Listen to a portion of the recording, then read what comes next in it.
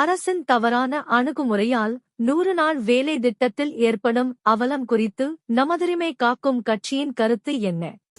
தமிழ்நாட்டில் இந்த 100 நாள் வேலை திட்டம் மிகப்பெரிய அளவில் மக்கள் கஷ்டப்படுறாங்க. மிகப்பெரிய அவலம். குறிப்பாக உதாரணத்திற்கு திண்டுக்கல் மாவட்டத்தில் பஞ்சம்பட்டி ஊராட்சியில் ஏறத்தாழ 30-40 நாட்கள் தான் வேலை கொடுத்துருக்காங்க. ஏன் அந்த மாதிரி குறைச்சாங்கன்னு தெரியல. அவர்களுக்கு வாழ்வாதாரமே அந்த 100 நாள் தான். அந்த 100 நாளுக்கு நீங்கள் உத்தரவாதம் தரணும். அது மட்டும் இல்லாமல் மிகப்பெரிய ஒரு அதிர்ச்சி செய்தி என்னென்னா, கடந்த நவம்பர் மாதத்திலிருந்து இன்று வரை அவங்களுக்கு சம்பளம் போகலை. அவங்கன்னா பெரிய செல்வந்தர்களா, என்ன டெபாசிட் போட்டு ஃபிக்ஸட் டெபாசிட்டில் வச்சு வட்டி வாங்கிட்டா வாழ்க்கை நடத்திட்டு இருக்காங்க.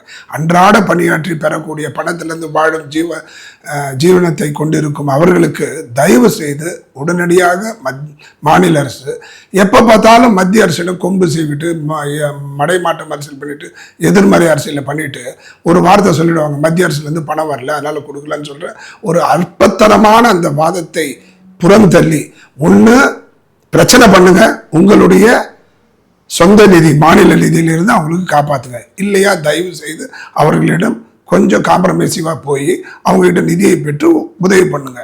உங்களுடைய அக்கப்போரில் சாதாரண விவசாய மக்கள், அன்றாட பணியாற்றும் மக்கள் பாதிக்கப்படுவதை ஒருபோதும் அனுமதிக்க முடியாது என்பதுதான் என்னுடைய கருத்து.